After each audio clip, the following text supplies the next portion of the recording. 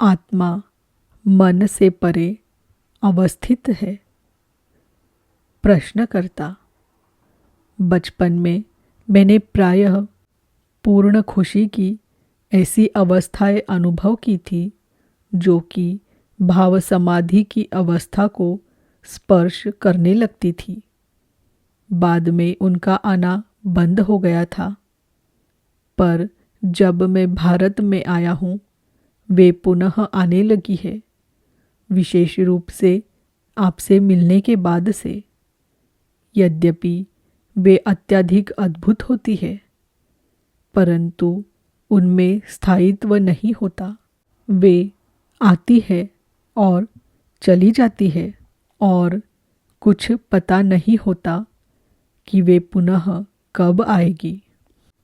महाराज जी, जो मन स्वयं ही स्थिर नहीं, उसमें कोई भी वस्तु स्थिर कैसे हो सकती है? प्रश्नकर्ता: मैं अपने मन को किस प्रकार स्थिर कर सकता हूँ? महाराज जी, अस्थिर मन अपने आप को भला कैसे स्थिर बना सकता है? निश्चित ही ऐसा संभव नहीं। इधर उधर भटकना यही मन का स्वभाव है। तुम बस इतना कर सकते हो कि अपनी चेतना की दिशा को मन से परे मोड़ दो। प्रश्नकर्ता: यह किस प्रकार किया जाता है? महाराज जी, मैं हूँ इस विचार वृत्ति के अतिरिक्त अन्य सभी विचारों को अस्वीकृत कर दो। प्रारंभ में मन विद्रोह करेगा, परंतु धैर्यपूर्वक सतत लगे रहने पर यह झुक जाएगा और शांत हो जाएगा। एक बार तुम शांत हो गए तो अन्य सब बिना तुम्हारे हस्तक्षेप किए ही स्वतः सहजता से अपने आप हो जाएगा। प्रश्नकर्ता: क्या अपने मन से चल रही मेरी इस लंबी लड़ाई से मैं बच सकता हूँ? महाराज जी, हाँ, यह संभव है।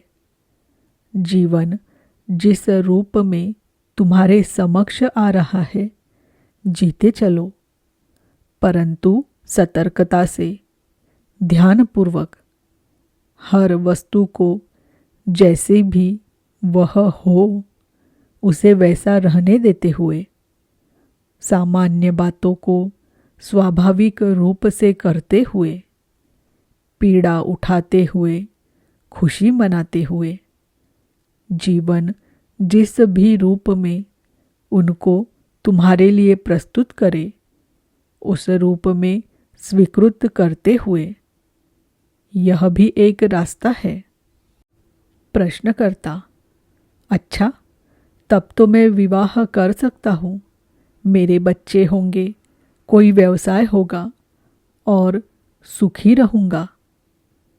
महाराज जी, अवश्य संभव है कि तुम सुखी हो या शायद न भी हो पाओ। इसे सरल रूप में चलने दो। प्रश्नकर्ता: तो भी मैं सुख चाहता हूँ। महाराज जी, परिवर्तनशील और नाशवान वस्तुओं में सच्चा सुख नहीं पाया जा सकता। प्रसन्नता और पीड़ा ये एक के बाद एक अपरिहार्यतः आते ही रहते हैं। सुख स्वयं से ही आता है और स्वयं में ही इसे पाया जा सकता है। अपने वास्तविक स्वरूप को पालो और इसके साथ अन्य सब आ जाएगा।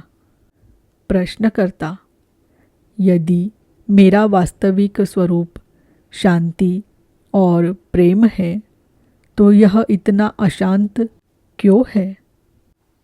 महाराज जी, तुम्हारी वास्तविक सत्ता तो अशांत नहीं है, परंतु मन पर पड़ने वाला उसका परावर्तित प्रकाश मन की अस्थिरता के कारण अस्थिर सा प्रतीत होता है।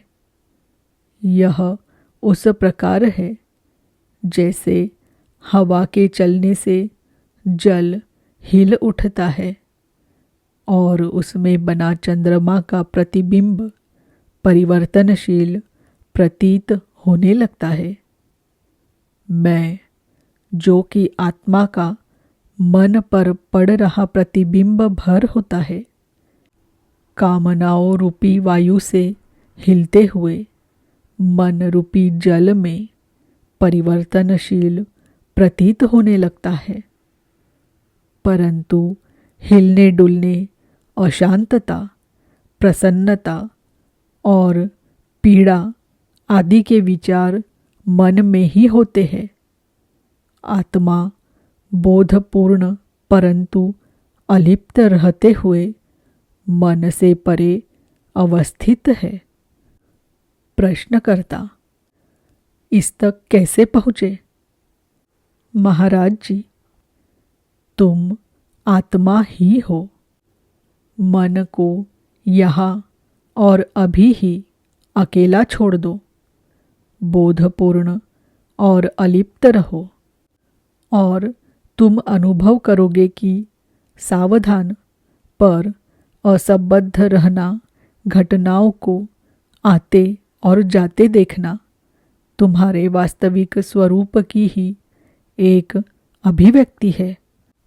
प्रश्नकर्ता, अन्य अभिव्यक्तियाँ कौन सी है? महाराज जी, वे असंख्य है। एक को जान लेने पर तुम सबको ही जान लोगे। प्रश्नकर्ता, मुझे कुछ ऐसा और बताए जो मेरे लिए उपयोगी हो। महाराज जी, तुम्हारी आवश्यकता को तुम ही सबसे अच्छी तरह जानते हो। प्रश्नकर्ता, मैं अशांत हूँ, मैं शांति कैसे पा सकता हूँ? महाराज जी, तुम्हें शांति किस लिए चाहिए? प्रश्नकर्ता, सुखी होने के लिए।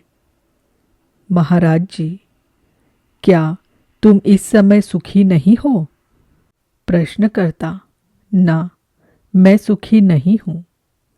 महाराज जी, तुम्हारे सुखी न हो पाने का क्या कारण है? प्रश्नकर्ता, मेरे पास वह है जिसे मैं नहीं चाहता, और मैं वह चाहता हूँ जो मेरे पास नहीं है। महाराज जी, तुम इसे पलट क्यों नहीं देते? जो तुम्हारे पास है उसे चाहो, और जो तुम्हारे पास नहीं है उसकी चिंता छोड़ो। प्रश्नकर्ता, मैं सुखदायी को चाहता हूँ, पीड़ादायी को नहीं चाहता। महाराज जी, तुम्हें यह कैसे पता कि क्या सुखदायी है और क्या पीड़ादायी है? प्रश्नकर्ता, अवश्य ही, मेरे पिछले अनुभवों के आधार पर। महाराज जी, स्मृति के मार्गदर्शन में चलकर तुम सुखप्रद के पीछे भागते रहे और दुखप्रद से बचने का प्रयास करते रहे हो। क्या तुम इसमें सफल हुए?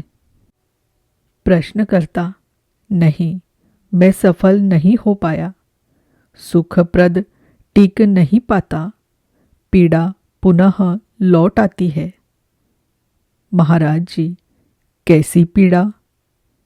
प्रश्नकर्ता, सुख की कामना, दुख का भय, दोनों ही चिंताप्रद स्थितियां है। क्या मिलावट रहित शुद्ध सुख जैसी किसी अवस्था का अस्तित्व भी होता है? महाराज जी, शारीरिक हो अथवा मानसिक, हर सुख के अनुभव हेतु किसी यंत्र के माध्यम की आवश्यकता तो होती ही है। शारीरिक और मानसिक, ये दोनों यंत्र जड़ पदार्थ से बने हुए होते हैं। वे थक जाते हैं और धीरे धीरे क्षीण हो जाते हैं। जो सुख वे देते हैं, गहराई और अवधि की दृष्टि से वह एक सीमा के भीतर ही है। और पीड़ा, यही तुम्हारे सारे सुखों की पृष्ठभूमि होती है। पीड़ा से ग्रस्त होने के कारण ही तो तुम उन्हें चाहते हो। वही दूसरी ओर सुख की खोज स्वयं ही पीड़ा का कारण भी है। यह एक दुष्चक्र है। प्रश्नकर्ता: अब मैं अपने द्वंद्व की कार्यप्रणाली को देख सकता हूँ, पर इससे बाहर निकल पाने का रास्ता मुझे नहीं सूझ रहा है। महाराज जी, इस कार्यप्रणाली की ठीक से परीक्षा ही रास्ता बतलाती है। यह स्पष्ट सी बात है कि तुम्हारा द्वंद्व केवल तुम्हारे मन में ही तो है, जिसने कभी भी द्वंद्व के विरुद्ध विद्रोह नहीं किया और कभी इसका सामना नहीं किया। इसने केवल पीड़ा के ही विरुद्ध विद्रोह किया। प्रश्नकर्ता: तो क्या अब मैं बस द्वंद्व में ही पड़ा रहूं? महाराज जी, सावधानी से काम लो, जिज्ञासा करो, निरीक्षण करो, खोजबीन करो। द्वंद्व के बारे में जो कुछ भी सीख सकते हो, सीखो। यह किस प्रकार से कार्य करता है, तुम पर और औरों पर क्या प्रभाव डालता है, द्वंद्व के बारे में स्पष्ट रूप से जान लेने पर तुम द्वंद्व से मुक्त हो जाते हो। प्रश्नकर्ता: जब मैं अपने भीतर झांकता हूँ तो मुझे अपने में एक तीव्र कामना अनुभव होती है। वह यह कि मैं कोई ऐसा स्मारक, भवन आदि निर्मित करूं जो कि मेरी मृत्यु के पश्चात भी टिका रहे। और यदि मैं कभी अपने घर, पत्नी और बच्चे के बारे में भी सोचता हूँ तो इसलिए क्योंकि यह सब मेरे अस्तित्व का एक टिकाऊ, ठोस प्रमाण ही है। महाराज जी, ठीक है, तुम एक भवन बनाओ। इस बारे में तुमने क्या योजना बनाई है? प्रश्नकर्ता: यदि यह स्थायी हो सके तो यह अधिक महत्वपूर्ण बात नहीं है कि मैं क्या बनाता हूँ। महाराज जी, यह तो तुम अवश्य समझ सकते हो कि स्थायी तो कुछ भी नहीं हुआ करता। सब कुछ जीर्ण शीर्ण क्षीण हो जाता है, विलीन हो जाता है। जिस भूमि पर तुम कुछ बनाते हो वह भी धंस जाती है। ऐसी कौन सी वस्तु तुम बना सकते हो जो सबके बाद भी बनी रहे? प्रश्नकर्ता: बौद्धिक और शाब्दिक स्तर से मैं समझता हूँ कि सब अल्पकालिक ही होता है, परंतु मेरा हृदय स्थायित्व की अभिलाषा रखता है। मैं ऐसा कुछ रचना चाहता हूँ जो सदा बना रहे। महाराज जी, तब तुम्हें किसी ऐसी वस्तु से इसे बनाना चाहिए जो स्वयं सदा बनी रहती है। ऐसा तुम्हारे पास क्या है जो सदैव बना रहेगा? न तो तुम्हारा शरीर और न ही तुम्हारा मन टिके रहने वाले हैं। तुम्हें किसी अन्य वस्तु का आश्रय लेना होगा। प्रश्नकर्ता: मैं स्थायित्व के लिए तरस रहा हूँ, पर मैं उसे कहीं भी नहीं पाता हूँ। महाराज जी, क्या तुम स्वयं स्थायी नहीं हो? प्रश्नकर्ता, मेरा जन्म हुआ था और मैं मर जाऊंगा। महाराज जी, क्या तुम सत्यता से कह सकते हो कि जन्म से पूर्व तुम नहीं थे और मर जाने के पश्चात क्या तुम्हारे द्वारा मैं अब नहीं हूँ ऐसा कहे जाने की कोई संभावना है? तुम अपने अनुभव से यह नहीं कह सकते कि तुम नहीं हो। तुम केवल मैं हूँ इतना ही कह सकते हो और अन्य लोग भी तुम्हें तुम नहीं हो इस प्रकार नहीं कह सकते। प्रश्नकर्ता, सुषुप्ति में मैं हूँ नहीं होता। महाराज जी, ऐसे उथले वक्तव्य देने से पहले अपनी जागृति की अवस्था की ध्यानपूर्वक परीक्षा करो। तुम्हें जल्दी ही समझ में आ जाएगा कि इसमें कितने ही रिक्त अंतराल गैप्स होते हैं। जब मन शून्य हो जाया करता है, इस बात पर गौर करो कि पूर्णतः जागे रहने की अवस्था में भी तुम कितना कम स्मरण रखते हो। तुम यह नहीं कह सकते कि सुषुप्ति में तुम चेतन नहीं थे, बस तुम्हें स्मरण भर नहीं रह जाता, इतनी सी बात है। स्मृति में रिक्त स्थानों के आने जाने से चेतनता में बाधा नहीं आती है, वह अखंडित रहती है। प्रश्नकर्ता, क्या मैं इस योग्य हो सकता हूँ कि अपनी गहरी सुषुप्ति की अवस्था को स्मरण कर सकूं? महाराज जी, अवश्य। अपनी जागृति की दशा में जिस जिस अवधि में तुम्हारा अवधान लुप्त हो जाता है और इस प्रकार तुम प्रमादग्रस्त रहते हो, उस अवधि को घटाते घटाते धीरे धीरे तुम अनवधानता की उस लंबी अवधि को समाप्त कर सकते हो जिसे सुषुप्ति कहते हो। तुम यह जानोगे कि तुम निद्रा में हो। प्रश्नकर्ता, पर फिर भी स्थायित्व की, अपनी सत्ता की, निरंतरता की समस्या तो हल नहीं हो पाई। महाराज जी, स्थायित्व समय की गतिविधि से उत्पन्न विचार मात्र है और समय स्मृति पर निर्भर वस्तु है। स्थायित्व से तुम्हारा तात्पर्य है अंतहीन समय में निरंतर स्थिर स्मृति।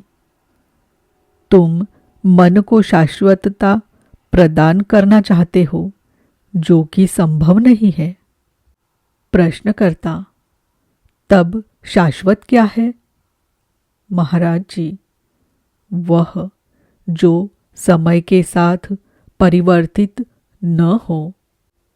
तुम किसी अनित्य वस्तु को शाश्वतता प्रदान नहीं कर सकते। केवल अपरिवर्तनशील ही शाश्वत हुआ करता है। प्रश्नकर्ता, आप जो कुछ कह रहे हैं उसका सामान्य अर्थ मुझे ज्ञात है और अधिक ज्ञान की तृष्णा मुझ में नहीं। मैं बस शांति चाहता हूँ। महाराज जी, मांगने मात्र से ही तुम पूर्ण शांति प्राप्त कर सकते हो।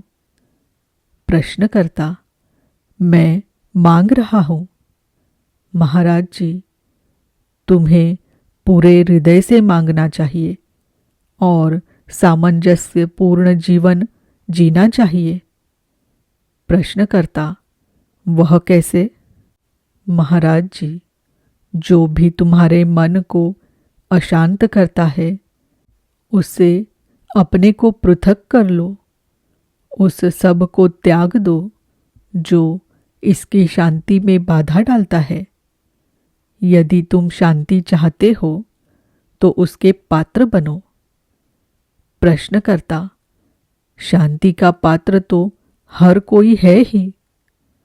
महाराज जी, केवल वे ही इसके पात्र होते हैं जो इसमें बाधा नहीं डालते। प्रश्नकर्ता, मैं किस प्रकार से इसमें बाधा देता हूँ? महाराज जी, अपनी इच्छाओं और भयों के दास होकर। प्रश्नकर्ता, और उनके न्याय संगत होते हुए भी? महाराज जी, अज्ञान अथवा प्रमाद से उत्पन्न भावनात्मक प्रतिक्रियाएं कभी भी न्याय संगत नहीं हुआ करती है। एक स्वच्छ मन और हृदय से युक्त बनो।